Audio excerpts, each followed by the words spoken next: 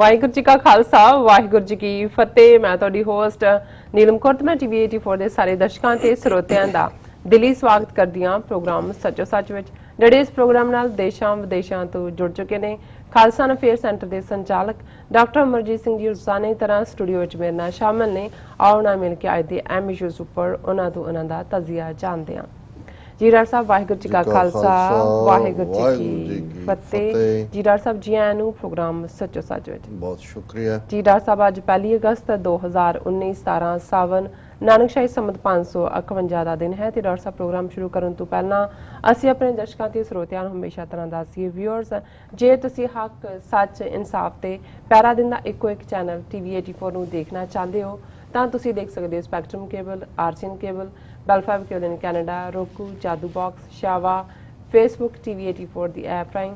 Online streaming and IP box ਤੇ ਤੁਸੀਂ TV 84 ਨੂੰ ਦੇਖ ਸਕਦੇ ਹੋ। ਵਿਊਅਰਸ ਜੇ ਤੁਸੀਂ TV 84 ਨਾਲ ਜਾਂ ਪ੍ਰੋਗਰਾਮ ਸੱਚੋ ਸੱਚ ਨਾਲ ਫੇਸਬੁੱਕ ਰਾਹੀਂ ਜੁੜੇ ਹੋ ਤਾਂ ਇਸ ਨੂੰ ਵੱਧ ਤੋਂ ਵੱਧ ਲਾਈਕ ਕਰੋ ਤੇ ਸ਼ੇਅਰ ਕਰੋ ਅਤੇ ਨਾਲ ਹੀ YouTube ਤੇ ਸਬਸਕ੍ਰਾਈਬ ਵੀ ਕਰੋ। ਇਹ ਵੀ ਦੱਸ ਦਈਏ ਕਿ ਤੁਸੀਂ TV 84 ਦੀ ਐਪ ਨੂੰ ਐਂਡਰੋਇਡ एंड ऐप स्टोर से डाउनलोड करके तुसी TV 84 की जो लाइव स्ट्रीम है उसनू तुसी 24 आवर्स देख सकते हो। सो हुण असी अपने प्रोग्राम की शुरुआत करन जा रहे हैं जिस तरह कि नवे महीने की शुरुआत है 1 अगस्त है। सो असी हुण अपने दर्शकों नाल जो अज दे अहम इशू ने वो साझे करन जा रहे हैं। सो असी चाहांगे कि तुसी साडे नाल इसी तरह ही बने रहना। देखण सुन लई तुहाडा सब दा बहुत बहुत शुक्रिया जी। डॉक्टर साहब की कहना चाहोगे जो अज का पहला इशू है उस बारे? देखो गल पंजाबी दे अखाण तो ही शुरू करिए जी कि रिश्तेदार होवे भावें माड़ा चंद्रा ना गवांढ होवे जी। सो ज़ाहिर है कि असी पिछले सारे समय च खास तौर ते जदों तो 2018 च इमरान खान पाकिस्तान दे प्रधानमंत्री बने और उन्हां दी जिहड़ी पहुंच जिन्हों कहंदे ने आउट ऑफ बॉक्स सोचण दी रही है जी। आउट ऑफ बॉक्स का मतलब यह है कि एक तो ट्रैडिशनल तरीका कि दोनों मुल्क कश्मीर के मुद्दे नूं एक भावक या जज्बाती अंदाज दे विच ही देखते हैं जी। और UN दे जदों सैशन हुंदे ने जनरल असैंबली दा होए सितंबर महीने च जां ह्यूमन राइट कौंसल दे जनेवा च होण तो उही बणिया बनाइया स्पीचिज चों कोई 2 पैरे उपर कर दिंदा है, कोई थल्ले कर दिंदा है और यही रवायत तुरी आई जी। कोई भी सीरीयस एफर्ट इस सारे पीरीयड दे विच करन दी कोशिश नहीं हुई क्योंकि ज़ाहिर है कि इंडिया इस दे विच बिगर रोल च है। उही कश्मीर दे मुद्दे नूं UN सिक्योरिटी कौंसल दे विच लैके गया। जवाहर लाल नेहरू सिग्नेटरी है जिहदे च कि रायशुमारी दे नाल लोकां दी आवाज़ नूं पोलीटिकल ईडीएम च बदलण दी गल है कि वो की चाहुंदे ने। इस दे उल्ट जिथे भारत दी हुकूमत ने खास तौर ते 2014 तो जदों तो मोदी पावर दे विच आया इस नूं जिथे कश्मीर दे विच सीधी सीधी रिप्रैशन ਜਾਂ ਜ਼ੁਲਮ ਦੀ ਨੀਤੀ ਨੂੰ ਹੋਰ ਵੀ ਜਿਹੜਾ ਫੋਰਸਫੁਲੀ ਐਨਫੋਰਸ ਕੀਤਾ ਜੀ ਉੱਥੇ ਮੁਸਲਮਾਨਾਂ ਦੇ ਖਿਲਾਫ ਨਫ਼ਰਤ ਔਰ ਕਸ਼ਮੀਰ ਨੂੰ ਆਧਾਰ ਬਣਾ ਕੇ ਕਿਸ ਅੰਦਾਜ਼ ਦੇ ਵਿੱਚ ਪਾਕਿਸਤਾਨ ਨੂੰ ਕਸ਼ਮੀਰੀਆਂ ਨੂੰ ਔਰ ਸਭ ਨੂੰ ਦਹਿਸ਼ਤਗਰਦੀ ਦੇ ਖਾਤੇ 'ਚ ਪਾਉਣ ਦੀ ਲਾਈਨ ਬਰਾਬਰ ਜਾਰੀ ਰਹੀ। ਔਰ 2019 ਦੀਆਂ ਚੋਣਾਂ ਤੋਂ ਪਹਿਲਾਂ ਤਾਂ ਪੁਲਵਾਮਾ ਅਟੈਕ ਦੀ ਆੜ 'ਚ ਜਿਸ ਬਾਰੇ ਕੋਈ ਸ਼ੱਕ ਨਹੀਂ ਹੈ कि ये भी इन्हां दियां अपनियां एजेंसियां दी कंट्राइव कीती सिचुएशन सी जिस दे थल्ले फिर इन्हां ने बालाकोट दी ड्रामेबाजी और उस सारे चों जिहड़े मारे गए 38-40 पुलवामा दे विच CRPF दे बंदे उन्हां दियां तस्वीरां ला के उन्हां नूं शहीद बना के कश्मीर तो कन्याकुमारी तक उस सौदे नूं वेचिया और वो चंगी तरह विकिया भी। इस सब के बावजूद कि ये सारा पार्ट इस भड़काऊ दौर दे विच रहा पाकिस्तान की हुकूमत वालों ये यतन रहा कि गलबात राही मसले हल करने की गल दे उत्ते ही फोकस रखा जाए। यही कारण सी कि इन्नी भड़काड़ के बावजूद जे इन्हां दा पायलट अभिनंदन पाकिस्तान की कस्टडी च आया तो उन्होंने ग्रेसफुली उन्होंने रिलीज़ भी किया और उस सारे दौर दे विच पाकिस्तानी हुकूमत अवाम और उन्हां दा मीडिया उन्होंने बड़ा धीरज रखा ताकि कोई भी ये जिहड़ी भड़काहट है ये आपसी टक्कर दे विच ना बदले। ਜ਼ਾਹਰ ਹੈ ਇਸ ਸਾਰੇ ਪੀਰੀਅਡ 'ਚ ਅਮਰੀਕਾ ਨੂੰ ਵੀ ਪਾਕਿਸਤਾਨ ਨਾਲ ਸੰਬੰਧਾਂ ਬਾਰੇ ਵੀ ਔਰ ਕਿਸੇ ਹੱਦ ਤੱਕ ਭਾਰਤ ਨਾਲ ਸੰਬੰਧਾਂ ਬਾਰੇ ਵੀ, ਕਿਉਂਕਿ ਅਮਰੀਕਾ ਦਾ ਮੁੱਖ ਕੰਸਰਨ ਉਸ ਖਿੱਤੇ ਦੇ ਵਿੱਚ ਅਫਗਾਨਿਸਤਾਨ ਹੈ, ਜਿੱਥੇ ਕਿ 18 ਸਾਲ ਤੋਂ ਉਹਨਾਂ ਦੀ ਫੌਜ ਫਸੀ ਹੋਈ ਹੈ, ਨੈਟੋ ਵਾਲੇ ਵੀ ਨਾਲ ਉਹਨਾਂ ਦੇ ਲਟਕ ਰਹੇ ਨੇ। ਔਰ ਦੂਸਰਾ ਪੱਖ ਜ਼ਾਹਰ ਹੈ ਕਿ ਅਮਰੀਕਾ ਉਸ ਖਿੱਤੇ ਦੇ ਵਿੱਚ ਜਿੱਥੇ ਕਿ ਚਾਈਨਾ ਔਰ ਰਸ਼ੀਆ ਦੋਵੇਂ ਹੀ ਤਾਕਤਾਂ ਆਪਸ ਦੇ ਵਿੱਚ ਨੇੜੇ ਵੀ ਆ ਰਹੀਆਂ ਨੇ, ਔਰ ਚਾਈਨਾ ਦੇ ਨਾਲ ਅਮਰੀਕਾ ਕਿਉਂਕਿ ਟ੍ਰੇਡ ਵਾਰ ਦੇ ਵਿੱਚ ਜਿਹੜਾ ਆਪ ਹੀ ਇਹਨਾਂ ਨੇ ਪੁਸ਼ ਕੀਤਾ ਹੋਇਆ,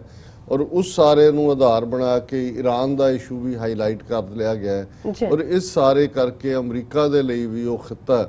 ਬੜਾ ਅਹਿਮ ਹੈ। ਔਰ ਪਾਕਿਸਤਾਨ ਪ੍ਰਤੀ ਪਹਿਲੀ ਸਟੇਜ ਤੇ ਟਰੰਪ ਐਡਮਿਨਿਸਟ੍ਰੇਸ਼ਨ ਦੀ ਨੀਤੀ ਪਹਿਲੇ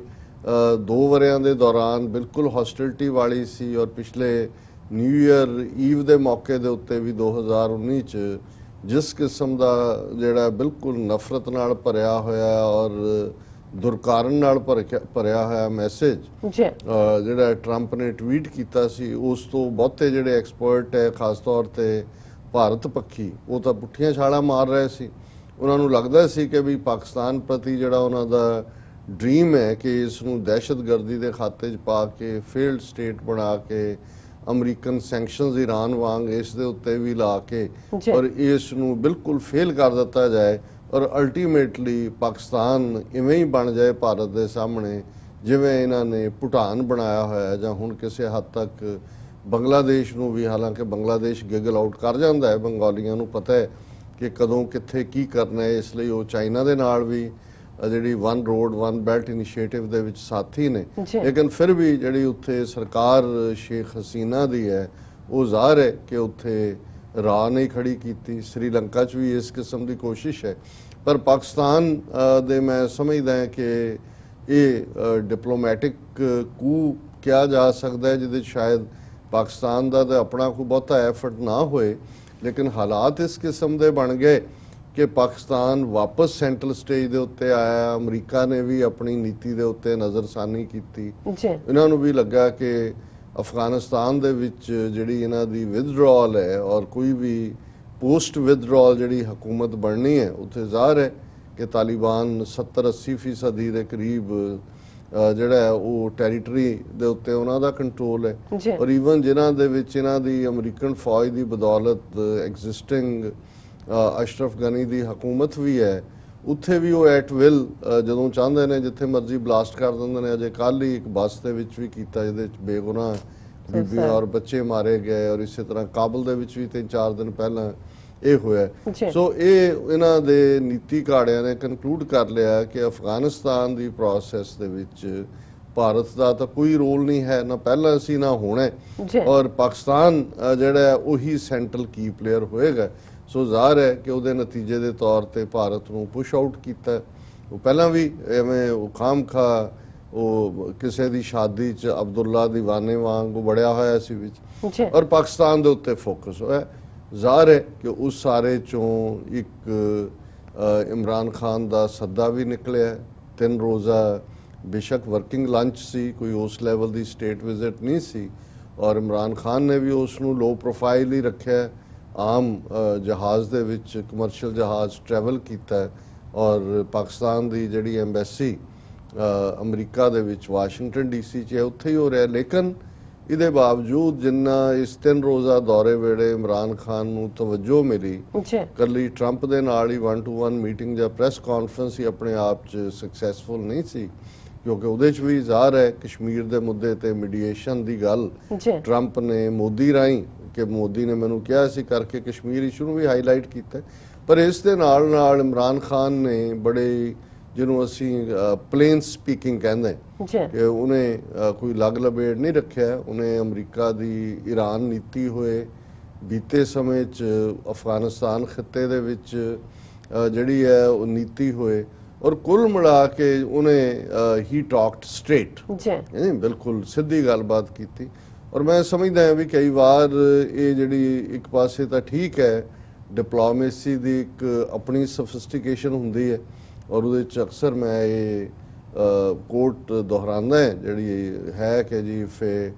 diplomat says yes, he means perhaps. ਜੀ If he says perhaps, he means no. No. If he says no, he's a no diplomat. No. ਪਰ ਜੇ ਅਸੀਂ ਟਰੰਪ ਦਾ ਜਿਹੜਾ ਅੰਦਾਜ਼ੇ ਬਿਆਨ ਦੇਖੀਏ ਤੇ ਫਿਰ ਉਹਦੇ ਚ ਤਾਂ ਨੋ ਤੇ ਇੱਕਦਮ ਫਿਰ ਉਹਦੇ ਉਲਟ ਯਸ ਹੁੰਦਾ, ਵਿੱਚ ਵਿਚਾਲਾ ਤਾਂ ਹੈ ਨਹੀਂ। ਜੀ ਸੋ ਕਿਉਂਕਿ ਪਾਕਿਸਤਾਨ ਪ੍ਰਤੀ ਜਿਸ ਕਿਸਮ ਦਾ ਨੈਗੇਟਿਵ ਜਾਂ ਨਾ ਪੱਖੀ ਵਰਤਾਰਾ ਟਰੰਪ ਐਡਮਿਨਿਸਟ੍ਰੇਸ਼ਨ ਦਾ ਸੀ, ਹਾਲਾਂਕਿ ਅਮਰੀਕਨ ਜਰਨੈਲਾਂ ਵੱਲੋਂ ਕਦੇ ਵੀ ਜਿਹੜੇ ਉੱਥੇ ਸੈਂਟਰਲ ਕਮਾਂਡ ਦੇ ਨੇ ਜਾਂ ਕੋਈ ਇਸ ਕਿਸਮ ਦਾ ਸੁਣਨ ਨੂੰ ਨਹੀਂ ਸੀ ਆਇਆ। ਸੋ ਜ਼ਾਹਰ ਹੈ ਕਿ ਨਾ ਸਿਰਫ ਇਮਰਾਨ ਖਾਨ ਦੀ ਇਸ ਵਿਜ਼ਿਟ ਦੇ ਦੌਰਾਨ even within US Congress Nancy Pelosi ਹੋਏ, ਸੈਨੇਟਰ ਲਿੰਡਸਲੀ ਹੋਏ ਔਰ ਈਵਨ ਗੈਰੀ ਐਕਰਮੈਨ ਵਰਗੇ ਪ੍ਰੋ ਇੰਡੀਆ ਜਿਹੜੇ ਕਾਂਗਰਸਮੈਨ ਇੰਡੀਆ ਕਾਕਸ ਦੇ ਨੇ, ਜੀ ਉਹਨਾਂ ਨੇ ਪੈਸ਼ਨੇਟ ਹੀਅਰਿੰਗ ਦਿੱਤੀ ਔਰ ਰੈਸੀਪ੍ਰੋਕੇਟ ਕੀਤਾ। ਉੱਥੇ ਬਹੁਤ ਚੰਗੀ ਗੱਲ ਇਹ ਸੀ ਕਿ ਇਸ ਸਾਰੇ ਤੋਂ ਵਿਜ਼ਿਟ ਤੇ ਇਮਰਾਨ ਖਾਨ ਦੇ ਵਾਪਸ ਜਾਣ ਤੋਂ 2-3 ਦਿਨ ਬਾਅਦ ਸਟੇਟ ਡਿਪਾਰਟਮੈਂਟ ਨੇ ਜਿਹੜੀ ਆਪਣੀ ਇੱਕ ਪਾਲਿਸੀ ਡਿਸੀਜਨ ਲਿਆ, ਕਿਉਂਕਿ $250 ਮਿਲੀਅਨ ਤੋਂ ਜ਼ਿਆਦਾ ਦੇ ਜਿਹੜਾ ਮਿਲਟਰੀ ਏਡ ਹੈ ਉਸ ਵੀ ਫ੍ਰੀਜ਼ ਕੀਤੀ ਹੋਈ ਸੀ ਅਮਰੀਕਾ ਨੇ। ਜੀ ਔਰ ਹਾਲਾਂ ਜਦੋਂ ਪਹਿਲਾਂ ਗੱਲਬਾਤ ਹੋਈ, ਗੱਲ ਸਾਹਮਣੇ ਨਹੀਂ ਆਈ ਕਿ ਉਸ ਬਾਰੇ ਕੀ ਆਇਆ, ਲੇਕਿਨ ਸਟੇਟ ਡਿਪਾਰਟਮੈਂਟ ਨੇ ਇਸ ਦੇ ਉੱਤੇ ਜਿਹੜਾ ਜਦੋਂ ਨਜ਼ਰਸਾਨੀ ਕੀਤੀ ਤੇ ਸਟੇਟਮੈਂਟ ਆਈ ਕਿ state department head approved A $125 million deal for 24/7 end-use monitoring of F-16 fighter jets it had earlier supplied to Pakistan. ਉਹਨਾਂ ਨੇ ਕਿਹਾ ਜੀ ਜਿਹੜੇ F-16 ਜੈਟ ਜਿਹਨਾਂ ਨੂੰ ਮੋਨੀਟਰ ਕਰਦੇ ਨੇ 24/7 ਜੀ ਅਮਰੀਕਾ ਨੇ ਦਿੱਤੇ ਹੋਏ ਨੇ ਪਾਕਿਸਤਾਨ ਨੂੰ, ਔਰ ਉਸ ਦੇ ਲਈ $125 ਮਿਲੀਅਨ ਦਾ ਅਮਾਉਂਟ ਸਟੇਟ ਡਿਪਾਰਟਮੈਂਟ ਨੇ ਕਿਹਾ ਕਿ ਅਸੀਂ ਰਿਲੀਜ਼ ਕਰਾਂਗੇ, ਤਾਂ ਕਿ ਇਸ ਨੋਮੀਨਲ ਅਮਾਉਂਟ ਦੇ ਨਾਲ ਜਿਹੜੀਆਂ ਕਿ ਮਿਲਟਰੀ ਟ੍ਰਾਂਜੈਕਸ਼ਨਸ ਨੇ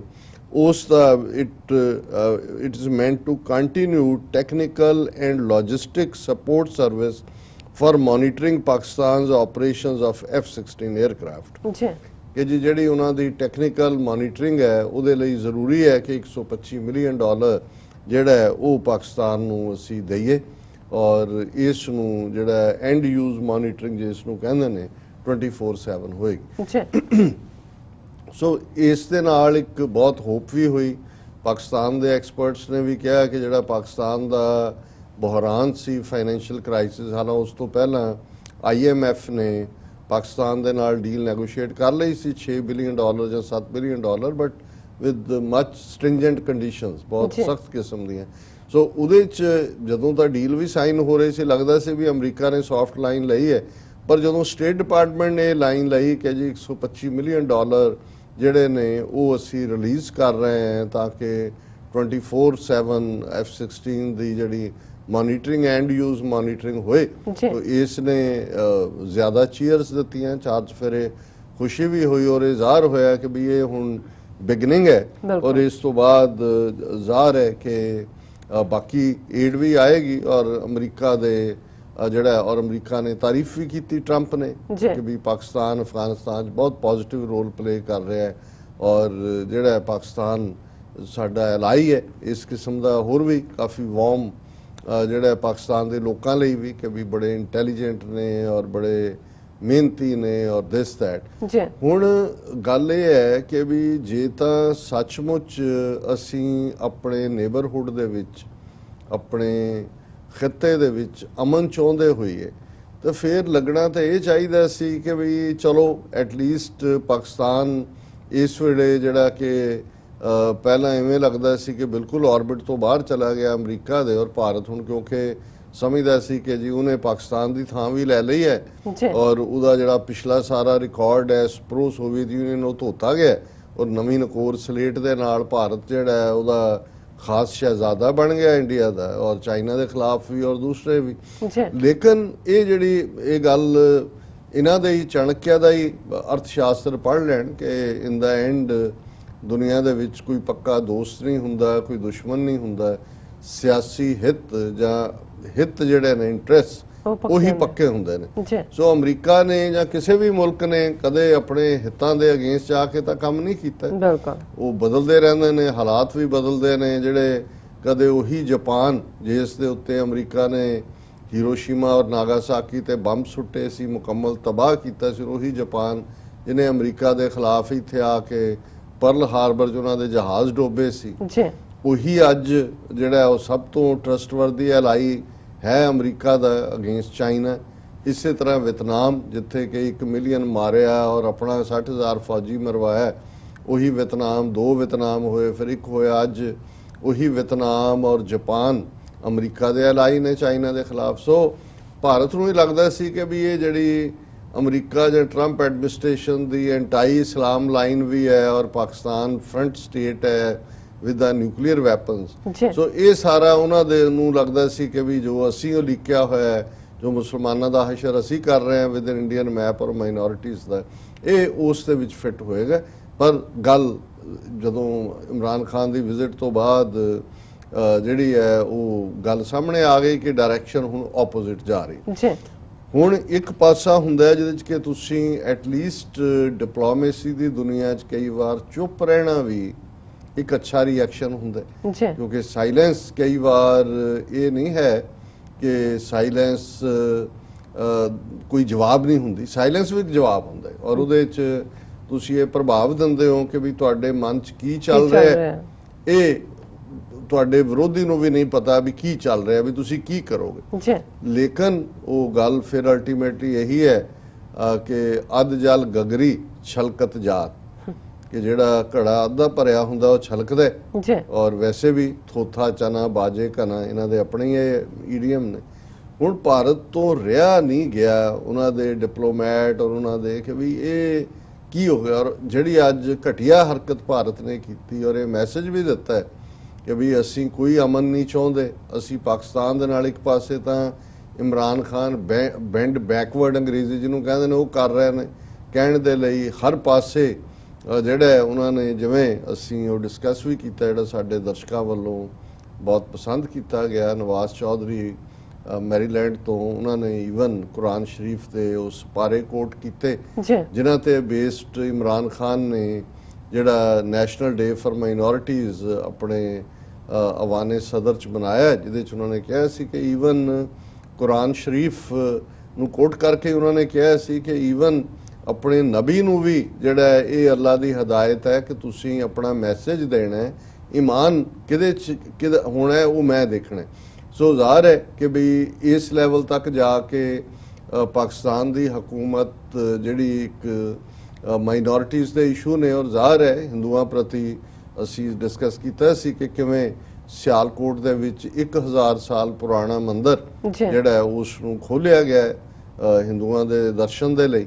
ਸੋ ਇਸ ਸਭ ਦੇ ਬਾਵਜੂਦ ਔਰ ਇਸ ਸਾਰੇ ਦੌਰ ਦੇ ਵਿੱਚ ਇਮਰਾਨ ਖਾਨ ਨੇ ਕੋਈ ਵੀ ਇਸ ਕਿਸਮ ਦਾ ਸਿਗਨਲ ਨਹੀਂ ਦਿੱਤਾ ਕਿ ਜਿਹੜਾ ਭਾਰਤ ਨਾਲ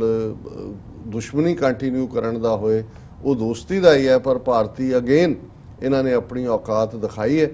ਔਰ ਇਸ ਦੇ ਉੱਤੇ ਮੈਂ ਫਿਰ ਕਮੈਂਟ ਕਰਦਾ, ਪਰ ਮੈਂ ਪਹਿਲਾਂ ਇਹਨਾਂ ਦੀ ਔਕਾਤ ਦੀ ਗੱਲ ਕਰ ਲਾਂ ਕਿ ਅੱਜ ਭਾਰਤ ਨੇ ਜਿਹੜੇ ਅਮਰੀਕਾ ਦੇ ਐਂਬੈਸਡਰ ਨੇ ਭਾਰਤ ਦੇ ਵਿੱਚ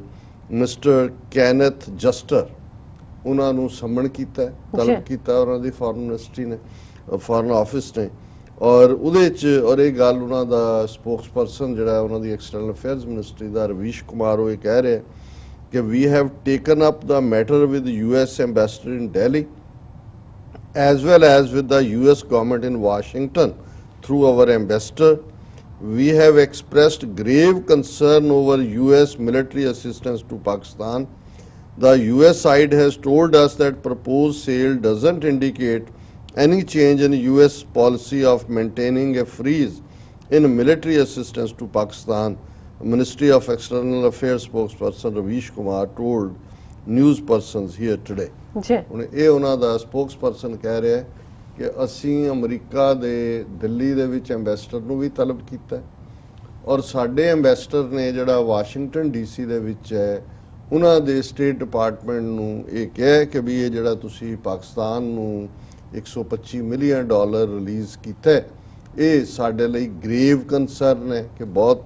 ਸੀਰੀਅਸ ਮੈਟਰ ਹੈ। ਔਰ ਉਹਦੇ 'ਚ ਉਹਨਾਂ ਨੇ ਕਿਹਾ ਕਿ ਜੀ ਨਹੀਂ ਸਾਨੂੰ ਉਹਨਾਂ ਨੇ ਕਿਹਾ ਕਿ ਅਸੀਂ ਉਹ ਜਿਹੜੀ ਫਰੀਜ਼ ਹੈ ਉਹ ਬਰਾਬਰ ਜਾਰੀ ਹੈ ਔਰ ਇਵੇਂ ਨਹੀਂ ਤਾਂ ਉਵੇਂ ਨਹੀਂ। ਹੁਣ ਜ਼ਾਹਰ ਹੈ ਕਿ ਇਹ ਬਹੁਤ ਘਟੀਆ ਹਰਕਤ ਹੈ ਬਿਲਕੁਲ। ਔਰ ਅਮਰੀਕਨ ਐਡਮਿਨਿਸਟ੍ਰੇਸ਼ਨ ਜਾਂ ਟਰੰਪ ਹੋ ਸਕਦਾ ਇਹਦੇ ਤੇ ਟਵੀਟ ਇੱਕ ਦੋ ਦਿਨ ਚ ਕਰਦਾ ਹੈ, ਇਹ ਕਹਿ ਕੇ ਵੀ ਕਿਆ ਪਿੱਦੀ ਕਾ ਸ਼ੋਰਬਾ ਕਿ you tariff king and you Mody lawyer, who are you to tell us what to do what not to do ਜੀ। ਔਰ ਇਹ ਕੁਆਇਟ ਇਸ ਲਾਈਨ ਤੇ ਹੋ ਸਕਦਾ, ਪਰ ਗੱਲ ਅਲਟੀਮੇਟਲੀ ਇਹ ਹੈ ਵੀ ਵੈਸੇ ਤਾਂ ਇਹਨਾਂ ਦਾ ਵਰਤਾਰਾ ਸ਼ੁਰੂ ਤੋਂ ਹੀ ਹੈ। ਅਸੀਂ 550 ਸਾਲ ਤੋਂ ਬਤੌਰ ਸਿੱਖ ਕੌਮ ਜਦੋਂ ਅਸੀਂ ਇਹਨਾਂ ਦਾ ਸਮੁੱਚਾ ਵਰਤਾਰਾ ਦੇਖਦੇ ਹਾਂ, ਔਰ ਖ਼ਾਸ ਤੌਰ ਤੇ ਪਿਛਲੇ 72 ਸਾਲ ਤੋਂ, ਸਾਨੂੰ ਤਾਂ ਕੋਈ ਭੁਲੇਖਾ ਨਹੀਂ ਹੈ ਕਿ ਨਾ ਇਹ ਸ਼ਿਵਲਰਸ ਨੇ, ਨਾ ਇਹਨਾਂ ਨੂੰ ਪਤਾ ਹੈ, ਨਾ ਇਹ ਬਹਾਦਰ ਨੇ, ਬਹਾਦਰ ਹੀ ਬਹਾਦਰ ਦੇ ਨਾਲ ਡੀਲ ਕਰਦਾ ਹੈ, ਨਾ ਇਹ ਇਮਾਨਦਾਰ ਨੇ ਕਿਉਂਕਿ ਇਹ ਮੂੰਹ ਮੇ ਰਾਮ ਰਾਮ ਬਗਲ ਮੇ ਛੁਰੀ, ਇਹ ਇਹਨਾਂ ਦਾ ਮੰਤਰ ਹੈ, ਨਾ ਇਹ ਫੇਅਰ ਨੇ ਕਿਉਂਕਿ ਕੋਈ ਫੇਅਰ ਸੁਸਾਇਟੀ ਜ਼ਾਤ ਪਾਤੀ ਸਿਸਟਮ ਵਰਗਾ ਸਿਸਟਮ 4000 ਸਾਲ ਤੋਂ ਮੇਨਟੇਨ ਨਹੀਂ ਕਰ ਸਕਦੀ, ਔਰ ਨਾ ਹੀ ਇਹ ਸੂਰਬੀਰ ਬਚਨ ਕੇ ਬਲੀ ਕਿ ਜਿਹੜੇ ਆਪਣੀ ਗੱਲ ਨੂੰ ਪੁਗਾਣ, ਜਿਹੜੀ ਗੱਲ ਕੀਤੀ ਹੈ ਉਹਦੇ ਤੇ ਖੜੇ ਰਹਿਣ। ਇਹ ਤਾਂ ਉਹੀ ਨੇ ਕਿ ਵੀ ਬਾਤ ਐਸੀ ਕੀਜੀਏ ਹਰ ਬਾਤ ਕੇ 100 ਪਹਿਲੂ ਹੋ, ਕੋਈ ਪਹਿਲੂ ਤੋਂ ਰਹੇ ਬਾਤ ਬਦਲਨੇ ਕੇ ਲਈ। ਸੋ ਜ਼ਾਹਰ ਹੈ ਕਿ ਇਹ ਹਰਕਤ ਦੇ ਨਾਲ ਨਾ ਸਿਰਫ ਇੰਡੀਆ ਨੇ ਇਹ ਮੈਸੇਜ ਦਿੱਤਾ ਹੈ ਪਾਕਿਸਤਾਨ ਨੂੰ ਕਿ ਅਸੀਂ ਕਿਸੇ ਵੀ ਕੀਮਤ ਦੇ ਉੱਤੇ ਤੁਹਾਡੇ ਨਾਲ ਕੋਈ ਅਮਨ ਵਾਰਤਾ, ਕੋਈ ਗੱਲਬਾਤ ਨੂੰ ਅੱਗੇ ਨਹੀਂ ਤੋਰਨਾ। ਨਾਲ ਦੀ ਨਾਲ ਉਹਨਾਂ ਨੇ ਅਮਰੀਕਾ ਨੂੰ ਵੀ ਇਹ ਕਹਿਣ ਦੀ ਕੋਸ਼ਿਸ਼ ਕੀਤੀ ਹੈ ਕਿ ਸਾਨੂੰ ਜਿਹੜਾ ਉਹ ਤੁਹਾਡੀ ਨੇੜਤਾ ਪਾਕਿਸਤਾਨ ਦੇ ਨਾਲ ਵਾਪਸੀ ਇਹ ਬਿਲਕੁਲ ਜਿਹੜੀ ਹੈ ਉਹ ਮਨਜ਼ੂਰ ਨਹੀਂ। ਹਾਲਾਂਕਿ ਹਕੀਕਤਨ ਮੈਂ ਸਮਝਦਾ ਹਾਂ ਵੀ ਪਾਕਿਸਤਾਨ ਅਗੇਨ, ਜਿਵੇਂ ਕਈਆਂ ਨੂੰ ਲੱਗਦਾ ਵੀ ਪਤਾ ਨਹੀਂ ਅਸੀਂ ਇਮਰਾਨ ਖਾਨ ਦੀ ਜ਼ਿਆਦਾ ਤਾਰੀਫ ਕਰਦੇ ਹਾਂ, ਪਰ ਜਿਹੜੇ ਫੈਕਟਸ ਨੂੰ ਤੁਸੀਂ ਸਟੇਟ ਕਰਦੇ ਹੋ, ਹੁਣ ਜੇ ਇੰਟਰਨੈਸ਼ਨਲ ਕੋਰਟ ਆਫ ਜਸਟਿਸ ਨੇ ਇਹ ਕਿਹਾ, ਹਾਲਾਂਕਿ ਉਹਨੂੰ ਵੀ ਅਸੀਂ ਡਿਸਕਸ ਕੀਤਾ ਸੀ ਕਿ ਭਾਰਤੀਆਂ ਨੇ ਕਿਵੇਂ ਆਪਣੀ ਬੜੀ ਵਿਕਟਰੀ ਆਲਾ, ਉਹਨਾਂ ਨੇ ਨਾ ਤਾਂ ਜਿਹੜੀ ਉਹਨਾਂ ਦਾ ਸੀ ਉਹਨੂੰ ਇਕਵਿਟ ਕੀਤਾ ਨਾ ਹੀ ਉਹਦੀ ਸੈਂਟੈਂਸ ਮਨਸੂਖ ਕੀਤੀ ਔਰ ਨਾ ਹੀ ਭਾਰਤ ਭੇਜਿਆ ਜਿਹੜੀ ਉਹਨਾਂ ਦੀਆਂ ਮੰਗਾਂ ਸੀ। ਉਹਨਾਂ ਨੇ ICJ ਦੇ ਬੈਂਚ ਨੇ ਕਿਹਾ ਕਿ ਜੀ ਕਾਉਂਸਲਰ ਐਕਸੈਸ ਹੋਏ। ਕੁਲਭੂਸ਼ਣ ਯਾਦਵ ਜਿਹੜਾ ਇਹਨਾਂ ਦਾ ਵੱਡਾ ਸਪਾਈ ਜਸੂਸ, ਜਿਹੜਾ ਕਿ ਐਸਪਾਇਨੇਜ ਔਰ ਟੈਰਰਿਜ਼ਮ ਇਹਨਾਂ ਦੋਨਾਂ ਦੇ ਥੱਲੇ ਹੀ ਕਿ ਇਸ ਨੇ ਜਸੂਸੀ ਵੀ ਔਰ ਦਹਿਸ਼ਤਗਰਦੀ ਵੀ 2017 ਚ ਉਸ ਨੂੰ ਸਜ਼ਾ ਯਾਫਤਾ ਕੀਤਾ ਪਾਕਿਸਤਾਨ ਦੇ ਕੋਰਟ ਨੇ, ਮਿਲਟਰੀ ਕੋਰਟ ਨੇ। ਔਰ ਜ਼ਾਹਰ ਹੈ ਕਿ ਵੀ ਇਸ ਸਾਰੇ ਚੋਂ ਜੇ ICJ ਨੇ ਕਿਹਾ ਕਿ ਜੀ ਕਾਉਂਸਲਰ ਐਕਸੈਸ ਦਿਓ, ਅਜੇ ਸ਼ਾਇਦ 2 ਹਫ਼ਤੇ ਹੋਏ ਨੇ, ਸਾਰੇ ਨੂੰ 2 ਜਾਂ 2.5 ਹਫ਼ਤੇ ਹੋਏ ਹੋਣਗੇ ਵੱਧ ਤੋਂ ਵੱਧ। ਪਾਕਿਸਤਾਨ ਨੇ ਬਿਲਕੁਲ, ਉਹਨਾਂ ਦੀ ਫੋਰਨ ਮਿਨਿਸਟਰੀ ਨੇ ਕਿਹਾ ਕਿ ਜੀ ਫਰਾਈਡੇ ਆਉਂਦੇ ਸ਼ੁੱਕਰਵਾਰ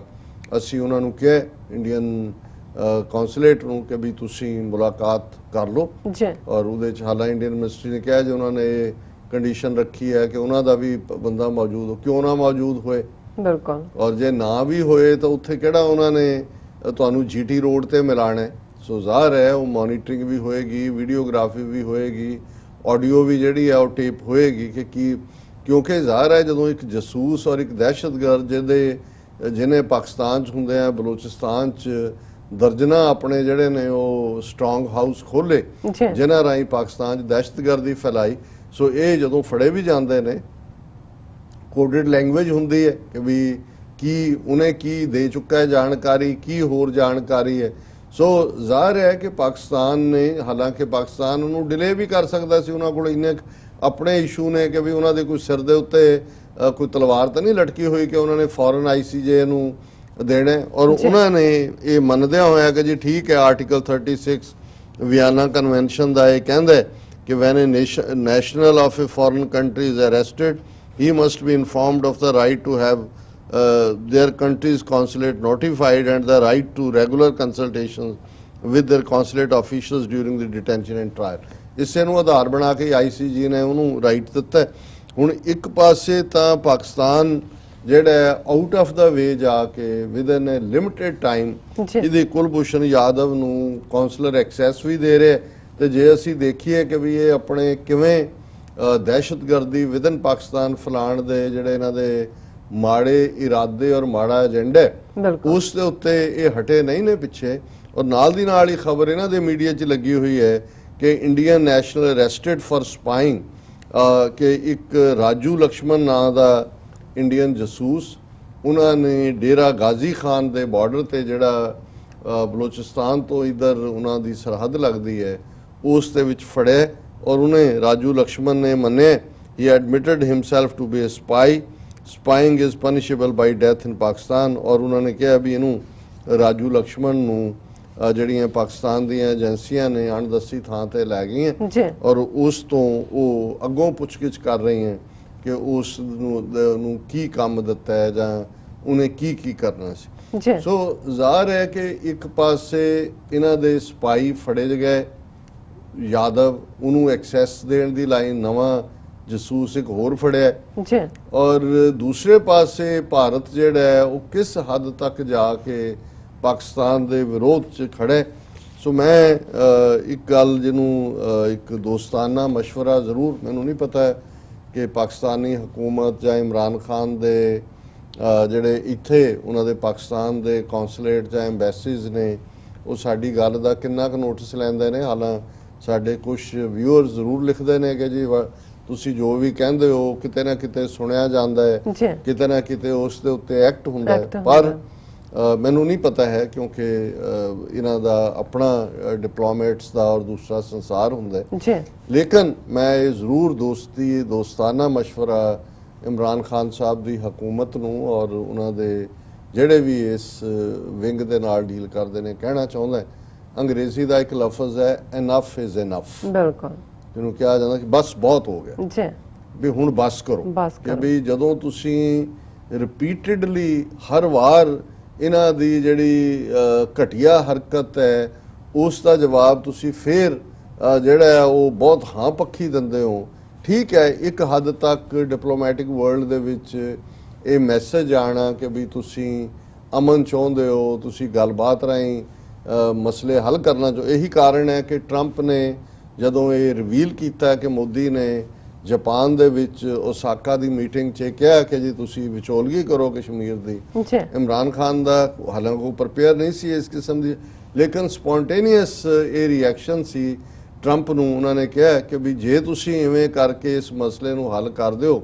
ਤੇ 1.25 ਬਿਲੀਅਨ ਲੋਕ ਉਸ ਖਿੱਤੇ ਦੇ ਤੁਹਾਨੂੰ ਦੁਆਵਾਂ ਦੇਣਗੇ ਤੁਹਾਨੂੰ ਅਸੀਸਾਂ ਦੇਣਗੇ ਸੋ ਜ਼ਾਹਰ ਹੈ ਵੀ ਇਹ ਵੀ ਸਪੌਂਟੇਨੀਅਸ ਇੱਕ ਗੁੱਡਵਿਲ ਸੀ ਔਰ ਉੱਥੋਂ ਲੈ ਕੇ ਹੁਣ ਜੋ ਹਾਲ ਕਸ਼ਮੀਰ 'ਚ ਕਰ ਰਹੇ ਨੇ ਉਹ ਟਰੰਪ ਨੇ ਮੂੰਹੋਂ ਕੀ ਕੱਢਿਆ ਕਿ ਕਸ਼ਮੀਰੀਆਂ ਦਾ ਜੀਣਾ ਬੇਹਾਲ ਕੀਤਾ ਹੋਇਆ ਆਰਟੀਕਲ 35A ਕੱਢਣ ਦੇ ਨਾਂ ਥੱਲੇ ਜੋ ਉੱਥੇ ਇਸ ਵੇਲੇ ਫੌਜੀ ਜ਼ੁਲਮ ਚੱਲ ਰਿਹਾ ਹੈ ਔਰ ਈਵਨ ਜਿਹੜੀ ਓਵਰਗਰਾਉਂਡ ਉਹਨਾਂ ਦੇ ਪ੍ਰੋ ਇੰਡੀਆ ਹੈ ਉਹ ਫਾਰੂਕ ਅਬਦੁੱਲਾ ਫੈਮਿਲੀ ਹੋਏ ਮਹਿਬੂਬਾ ਫੈਮਿਲੀ ਹੋਏ ਦੂਜੇ ਹੋਣ ਉਹਨਾਂ ਦੇ ਵੀ ਪੈਰਾਂ ਥੱਲੇ ਅੰਗਿਆਰੇ ਰੱਖੇ ਹੋਏ ਨੇ ਸੋ ਇਹ ਉਹਨਾਂ ਦਾ ਰਿਸਪਾਂਸ ਹੈ ਸੋ ਮੈਂ ਸਮਝਦਾ ਕਿ ਵੀ ਪਾਕਿਸਤਾਨ ਦੇ ਪਾਲਿਸੀ ਮੇਕਰਸ ਨੂੰ ਹੁਣ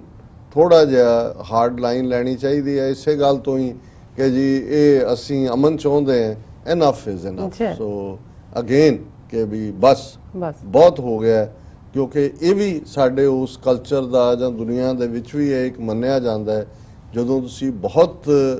ਸਮਝੌਤਾ ਖੁਨ ਰਵਈਆ ਰੱਖਦੇ ਹੋ ਤੇ ਇਹਨੂੰ ਵੀ ਤੁਹਾਡੀ ਕਮਜ਼ੋਰੀ ਮੰਨਿਆ ਜਾਂਦਾ ਸਮਝਿਆ ਜਾਂਦਾ ਹੈ ਕਿ ਜੀ ਇਹ ਤੁਸੀਂ ਉਹਨਾਂ ਦੇ ਸਾਹਮਣੇ ਖਲੋ ਨਹੀਂ ਸਕਦੇ ਇਸ ਲਈ ਤੁਸੀਂ ਜਿਹੜਾ ਹੈ ਉਹ ਮੀ ਕਰ ਰਹੇ ਹੋ ਸੋ ਮੈਂ ਸਮਝਦਾ ਵੀ ਹੁਣ ਇਹਨਾਂ ਦੀ ਜ਼ਬਾਨ ਜਿਹੜੀ ਹੈ ਸਮਝਦੇ ਨੇ ਉਹਦੇ 'ਚ ਹੀ ਜਿਹੜਾ ਉਹ ਜਵਾਬ ਦਿੱਤਾ ਜੀ ਰਾਜ ਸਾਹਿਬ ਪਹਿਲੇ ਸ਼ੋਅ ਪਰ ਆਪਣੇ ਵਿਚਾਰਾਂ ਦੀ ਰੋਸ਼ਨੀ ਪਾਉਣ ਲਈ ਤੁਹਾਡਾ ਬਹੁਤ ਸ਼ੁਕਰੀਆ ਹੁਣ ਅਸੀਂ ਲੈਂਦੇ ਹਾਂ ਇੱਥੇ ਬ੍ਰੇਕ ਤੋਂ ਪਹਿਲਾਂ ਅਸੀਂ ਆਪਣੇ ਦਰਸ਼ਕਾਂ ਤੇ ਸਰੋਤਿਆਂ ਨੂੰ ਅਪੀਲ ਤੇ ਬੇਨਤੀ ਕਰਦੀ ਹੈ ਵਿਊਅਰਸ ਜਿਸ ਤਰ੍ਹਾਂ ਕਿ ਤੁਸੀਂ ਜਾਣਦੇ ਹੋ ਕਿ TV84 ਇੱਕ ਪੰਥਕ ਚੈਨਲ ਹੈ TV84 ਸਿੱਖਾਂ ਕਸ਼ਮੀਰੀਆਂ ਅਤੇ ਭਾਰਤੀਆਂ ਨਾਰਥ ਈਸਟ ਸਟੇਟਾਂ ਦੇ ਲੋਕਾਂ ਦੇ ਸਵੈ ਨਿਰਣੇ ਦੇ ਹੱਕਾਂ ਦਾ ਹਾਮੀ ਹੈ ਅਸੀਂ ਚਾਹਾਂਗੇ ਕਿ ਤੁਸੀਂ TV84 ਦੀ ਚੜ੍ਹਦੀ ਕਲਾ ਲਈ ਵੱਧ ਤੋਂ ਵੱਧ ਡੋਨੇਟ ਕਰੋ ਡੋਨੇਟ ਕਰਨ ਲਈ ਸਾਡੀ ਵੈਬਸਾਈਟ TV84.tv ਤੇ ਜਾ ਕੇ ਪੇਪਲ ਦੀ ਵਰਤੋਂ ਕਰਕੇ ਵਨ ਟਾਈਮ ਡੋਨੇਟ ਕਰ ਸਕਦੇ ਹੋ ਮੰਥਲੀ ਡੋਨੇਟ ਵੀ ਕਰ ਸਕਦੇ ਹੋ ਤੁਸੀਂ TV84 ਦੇ ਨਾਮ ਤੇ ਚੈੱਕ ਬਣਾ ਕੇ ਸਾਨੂੰ ਮੇਲ ਵੀ ਕਰ ਸਕਦੇ ਹੋ ਸਾਡੇ ਇਸ ਪਤੇ ਤੇ 36-01 37th Avenue Long Island City New York 11101 USA ਜਾਂ ਫਿਰ ਤੁਸੀਂ ਸਾਨੂੰ ਫੋਨ ਰਾਹੀਂ ਵੀ ਸੰਪਰਕ ਕਰ ਸਕਦੇ ਹੋ ਸਾਡੇ ਫੋਨ ਨੰਬਰ ਤੇ 5164060694 thank you so much viewers ਵਿਚਾਰਾਂ ਦਾ ਸਿਲਸਿਲਾ ਇਸ ਤਰ੍ਹਾਂ ਚੱਲਦਾ ਰਹੇਗਾ ਮਿਲਦੇ ਹਾਂ ਛੋਟੇ ਜਿਹੇ ਬ੍ਰੇਕ ਤੋਂ ਬਾਅਦ